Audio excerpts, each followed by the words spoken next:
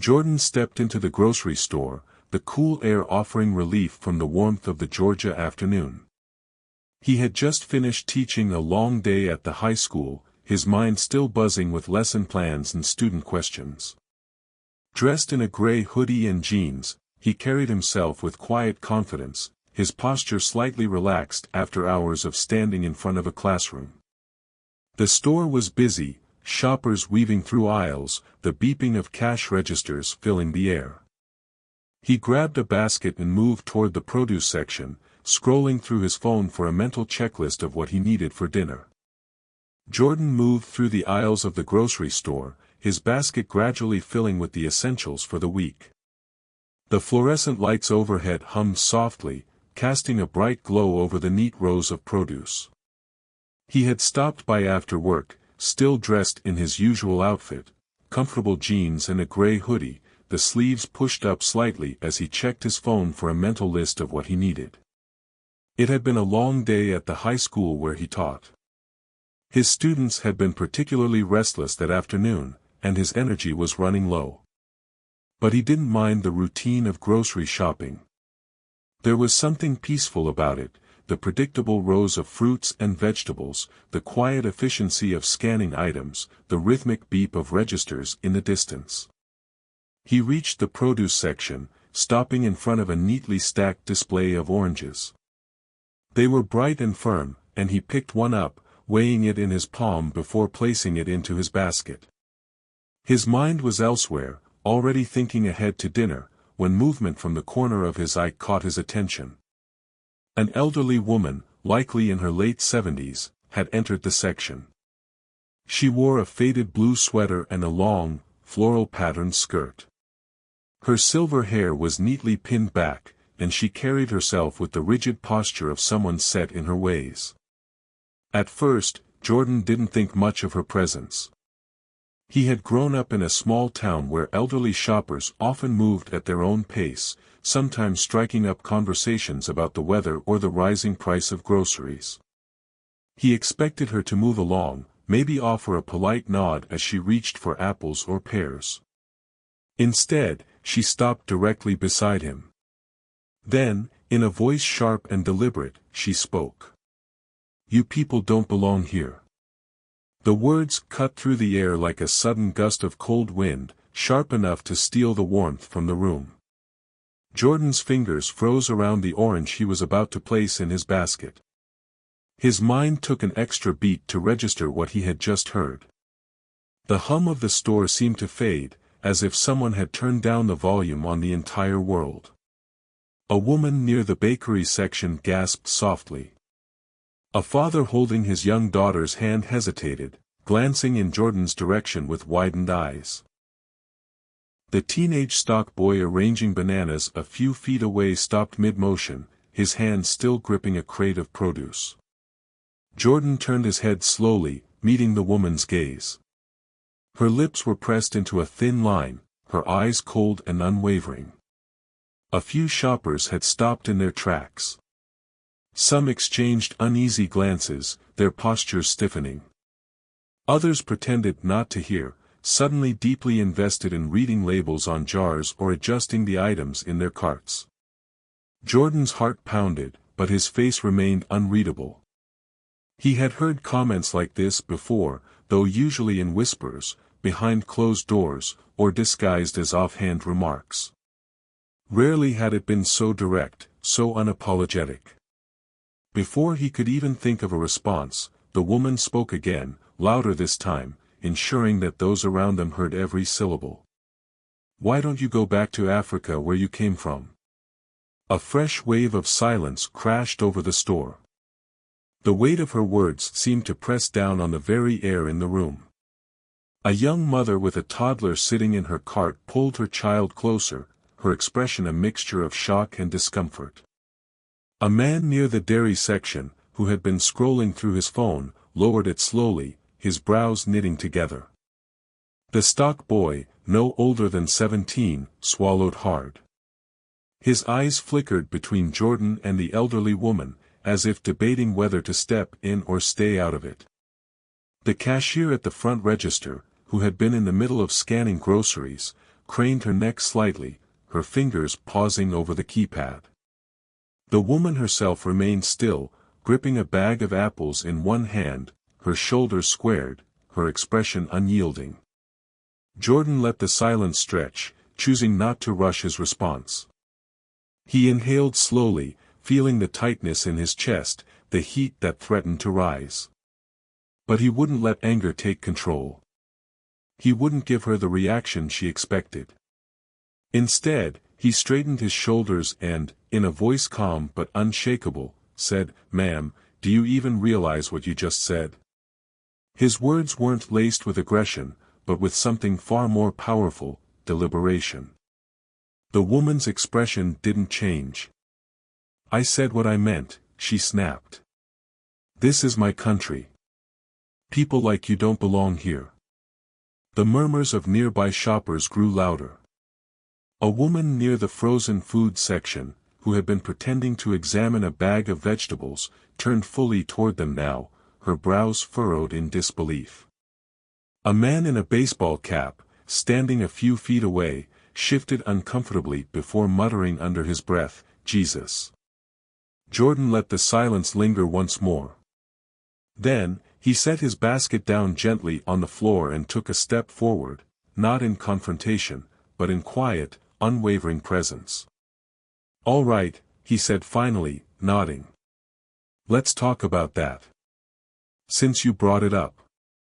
A few people leaned in slightly, curiosity piqued, as if realizing that something important was about to unfold. Jordan met the woman's gaze, his voice steady, measured. "You say I don't belong here.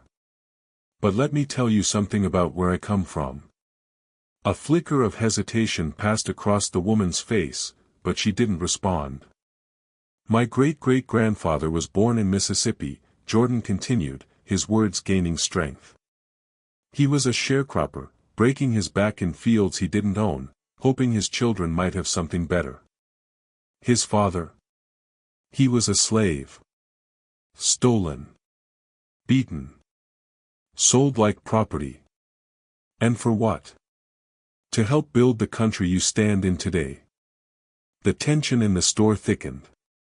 Even those who had tried to stay out of it now found themselves fully invested. "My grandfather fought in World War II," Jordan went on.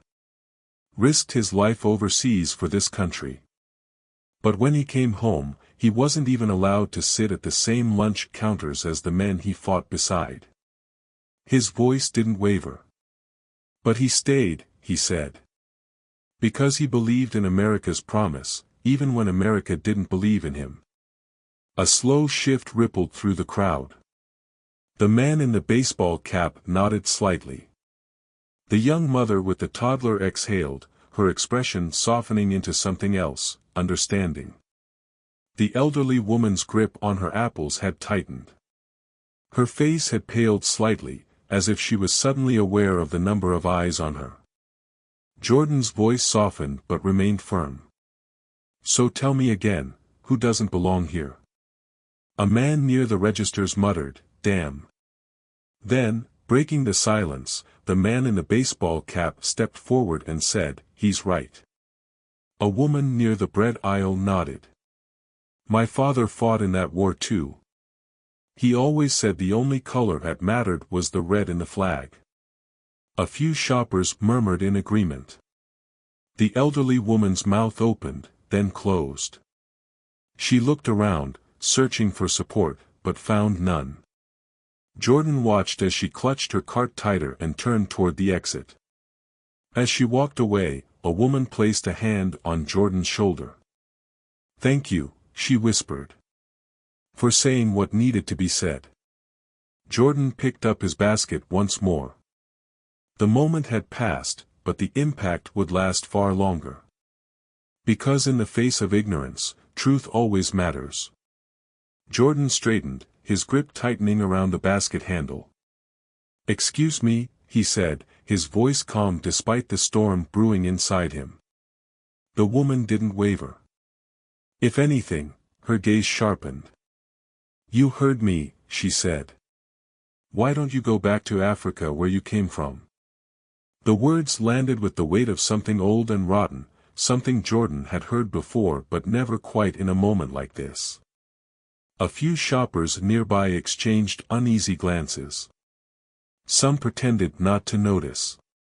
Others stole quick, darting looks, as if unsure whether to step in or stay out of it. Jordan inhaled deeply, forcing himself to steady his breathing. His mind raced with possible reactions. He could ignore her. He could walk away. He could meet her hostility with the same level of anger and give her exactly what she expected. But none of those options sat right with him. Instead, he let the silence stretch. He looked her directly in the eye, not with fear or hostility, but with something far more unsettling, unshaken confidence. "Ma'am," he said, his voice level, "do you even realize what you just said?" His question hung in the air, not just for her, but for everyone around them. The elderly woman huffed, shifting the apples in her hands. "I said what I meant," she snapped. "This is my country. People like you don't belong here." A soft gasp came from someone near the bakery aisle. A man near the dairy section, who had been glancing at his phone, now lowered it, watching intently. Jordan exhaled slowly, adjusting the basket in his hand. He could feel the tension in the room, the way everyone was waiting to see how he would respond. "All right," he said finally, nodding.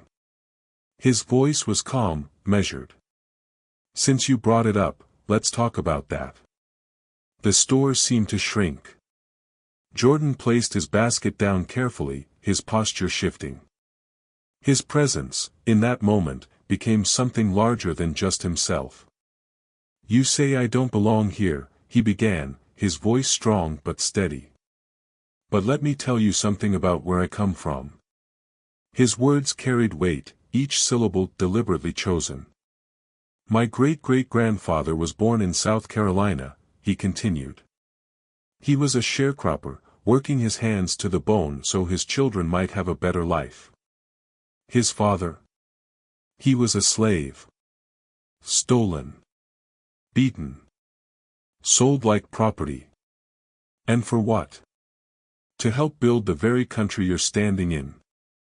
The woman's face twitched, but she said nothing. The crowd, however, was fully engaged. Jordan's voice grew stronger. "My grandfather fought in World War II. Risked his life for this country. But when he came back, he wasn't even allowed to sit at the same counters. Couldn't drink from the same fountains. But he stayed. You know why?" He let the question hang for a moment before answering it himself. "Because he believed in America's promise. Even when America didn't believe in him." The hush in the store deepened. Even the distant hum of the refrigerators seemed quieter. "And my parents?" Jordan continued, his tone softening but never losing its power. "They fought too. Not with guns. Not with fists. But by working every day, raising me to believe in kindness, respect, and hard work.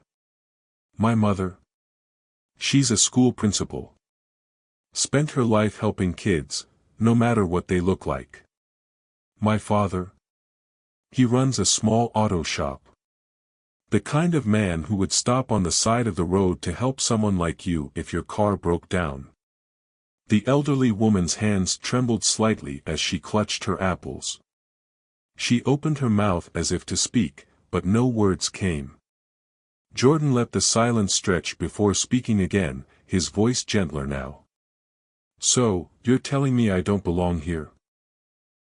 He shook his head slightly, a hint of sadness in his eyes.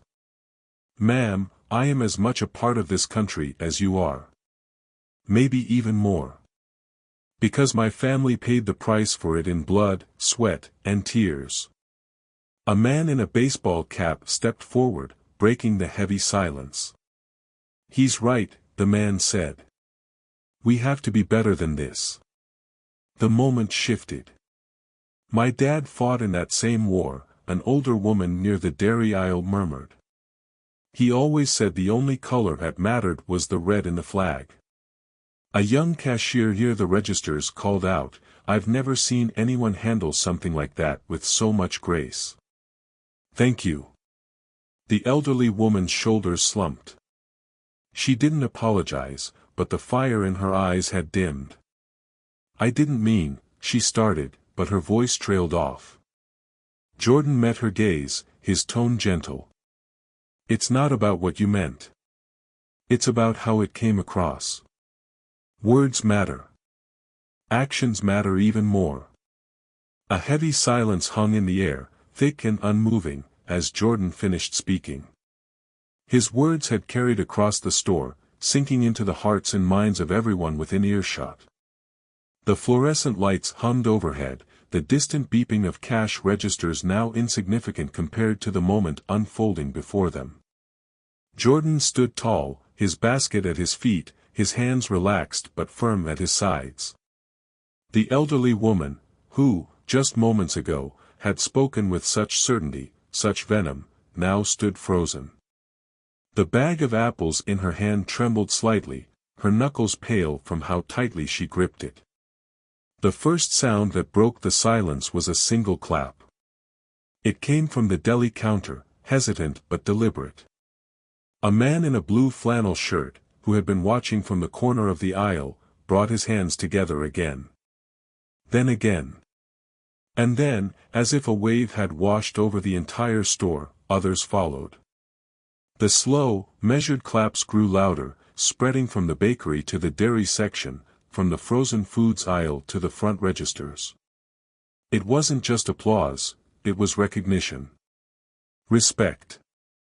A collective acknowledgement that Jordan had stood in the face of hate and met it with truth.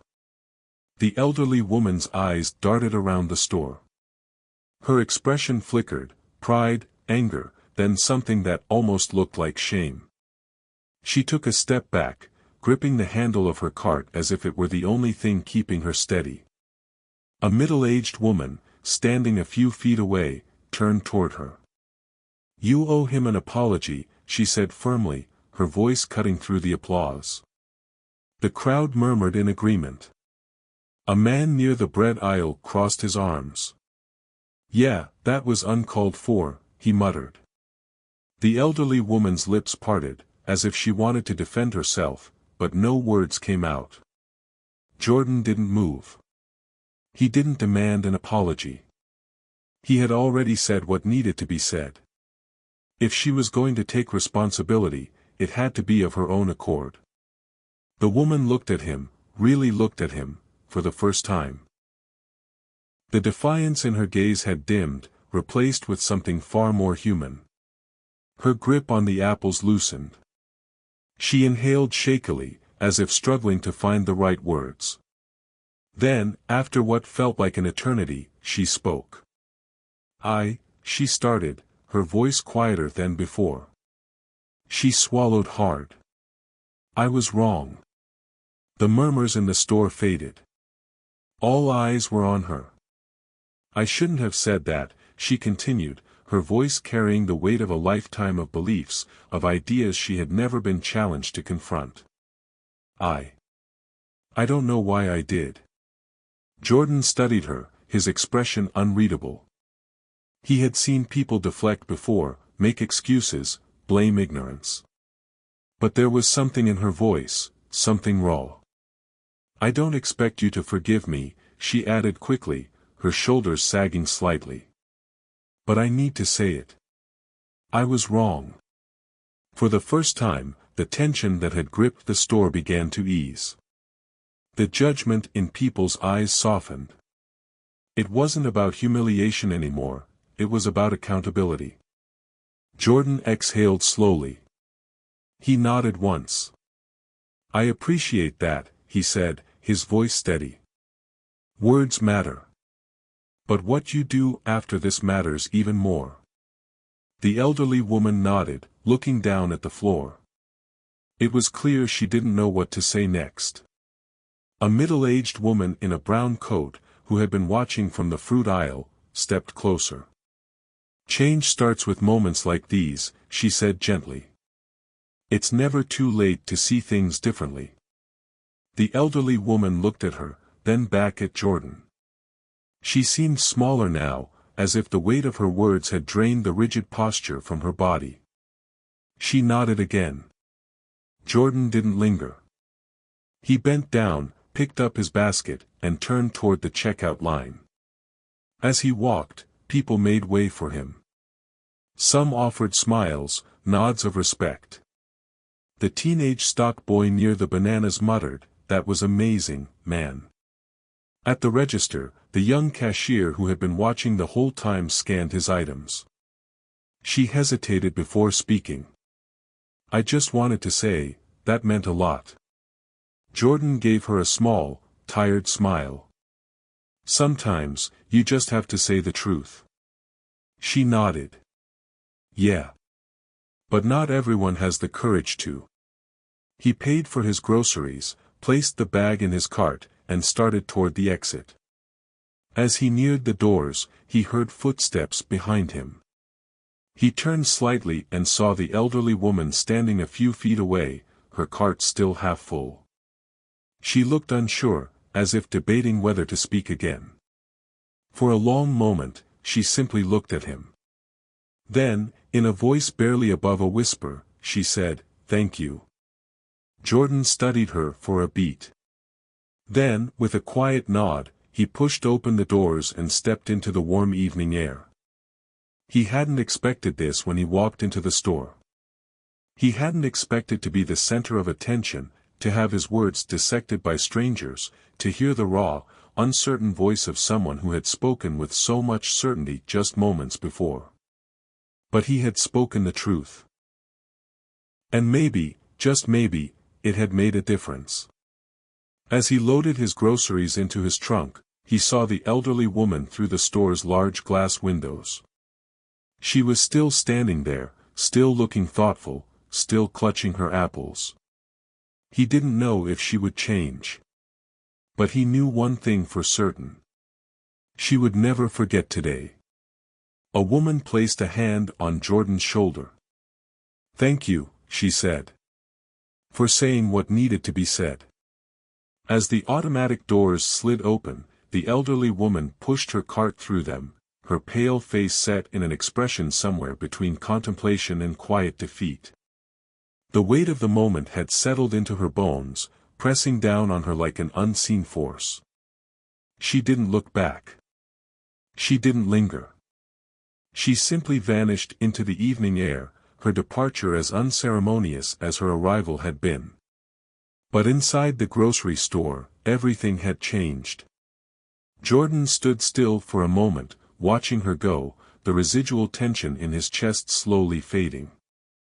He wasn't sure if she had truly understood what had happened, if she would go home and reflect, if her beliefs would shift even slightly, or if she would simply dismiss the encounter and carry on as she always had. That part wasn't in his control. What mattered was that he had spoken his truth, that the people around him had heard it, and that in this small corner of the world, something had been challenged. Maybe it was enough. Maybe it wasn't. But he had done what he could. The woman who had placed a reassuring hand on his shoulder gave him a final nod before moving along, pushing her cart toward the dairy aisle. Slowly, the store returned to normal. But it wasn't the same. Jordan could feel it, the way people looked at him now with a newfound respect, the way they moved. It wasn't a broad, triumphant smile, it wasn't about victory. It was the quiet satisfaction of knowing that he had stood his ground, that he had spoken not with anger, but with dignity. That he had met hate with something stronger, truth. With a deep breath, he adjusted the basket in his hand and turned back toward the produce section. He wasn't going to let one moment define the rest of his day. He still had groceries to buy.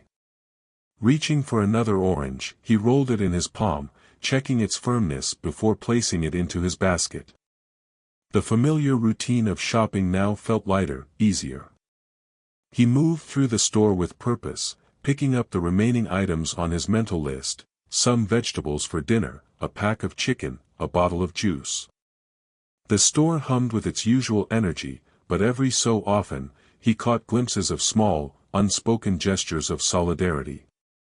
A woman near the frozen food section offered him a kind smile. The teenage stock boy who had frozen earlier while stacking bananas finally exhaled, giving Jordan an approving glance before returning to his work. Even those who had said nothing, who had only watched, seemed different now, more thoughtful, more aware. At the self-checkout station, Jordan placed his items on the scanner, the familiar beeping sound a reminder that life moved on. The cashier monitoring the registers, a middle-aged man with tired eyes, gave him a knowing look. "Not everyone would have handled that the way you did," he said quietly. Jordan shrugged. "There was only one way to handle it." The cashier nodded. Still, it mattered. Jordan scanned his last item and slid his card through the machine. As he bagged his groceries, he caught a glimpse of the entrance where the elderly woman had exited. She was gone. Maybe she had gone home and replayed the moment in her mind. Maybe she had already brushed it off. Maybe, somewhere deep inside, a seed had been planted, one that might take root in ways even she couldn't predict. Jordan didn't need to know. He had done his part. Pushing his cart toward the exit, he stepped into the golden glow of the setting sun. The sky was streaked with hues of orange and pink, casting long shadows across the parking lot. He took a deep breath of the fresh evening air, letting it fill his lungs. As he loaded his groceries into his trunk, he allowed himself a quiet chuckle. Of all the things he had expected that day, a public confrontation in the middle of a grocery store hadn't been one of them. But life had a way of throwing unexpected moments his way, and in the end, he was grateful for it. Because sometimes, it wasn't about proving a point. It was about making sure people heard the truth. The elderly woman. She was near the driver's side of an old sedan, her hands gripping the top of her cart. The once defiant expression on her face had softened. She wasn't looking at him with narrowed eyes anymore. Instead, there was hesitation, something unsteady in the way she shifted her weight from one foot to the other. Jordan paused. He had already moved on from what had happened. He hadn't expected her to seek him out, let alone speak again. For a long moment, they stood in silence, the only sound between them the distant hum of cars passing by. Then, she finally spoke. She cleared her throat, looking down briefly before meeting his gaze again. "I shouldn't have said what I did back there." Jordan studied her, waiting. She exhaled, her grip on the cart tightening. "I don't know why I said it," she admitted, her voice quieter now. Maybe it was habit. Maybe I've carried around things I never questioned." She glanced away, staring at the horizon as if searching for the right words. "But when you spoke, it made me think," she continued. "About things I never thought about before. About what my father used to say, about what my grandchildren will grow up believing." Her eyes flickered with something that resembled regret.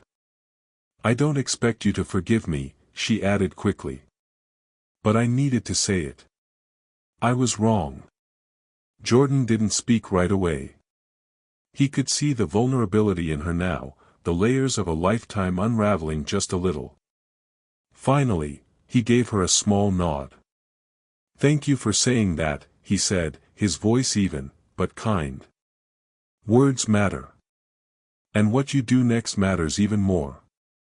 She nodded, her eyes glassy but determined. "I'll think about that," she murmured. Without another word, she turned, slowly wheeling her cart toward her car. Jordan watched her go, then exhaled, unlocking his own car. Maybe, just maybe, today had changed more than just one moment. Maybe it had planted a seed. With one last glance at the store behind him, Jordan closed his trunk, got into his car, and drove away, lighter, stronger, and more certain than ever that dignity would always triumph over ignorance. The story of Jordan and the elderly woman in the grocery store teaches a profound lesson about the power of truth, dignity, and the possibility of change. It reminds us that prejudice, whether deeply ingrained or spoken in the heat of the moment, does not define a person forever, rather, how they choose to confront their ignorance does. Jordan's response to the woman's hateful words was not fueled by rage or resentment, but by a calm and undeniable truth. Instead of meeting hostility with hostility, he met it with strength, historical context, and personal testimony. This choice not only silenced the room but forced those present, including the woman herself, to reflect on their own perspectives. One of the most important takeaways from this encounter is the value of responding to ignorance with composure and wisdom. Many people, when faced with discrimination or open hostility, instinctively react with anger, which, while justified, often causes the opposing party to become defensive rather than reflective. Jordan, however, understood that anger alone does not change minds, it only escalates conflict. Instead, he used his voice to educate, allowing the weight of history and personal experience to be his response. This moment of clarity was more impactful than any argument or confrontation could have been. It showed that dignity and truth, when spoken firmly and without fear, hold the power to challenge even the most deeply held prejudices. Another lesson embedded in this story is the importance of accountability and growth. The elderly woman's words were harmful, but her eventual realization and willingness to apologize highlight something crucial: change is possible. Many people carry biases that they have never questioned, shaped by their upbringing, environments, or generational beliefs. However, when confronted with truth, when given a moment that forces them to reconsider their perspective, some will begin to see the world differently. Her initial reaction was defiant, but as Jordan's words sank in and the people around her voiced their disapproval, she was left with no choice but to reflect. Her quiet departure from the store suggested that, for the first time, she was questioning what she had always believed. And when she later sought Jordan out in the parking lot to apologize, it demonstrated that even those who seem set in their ways can still experience growth.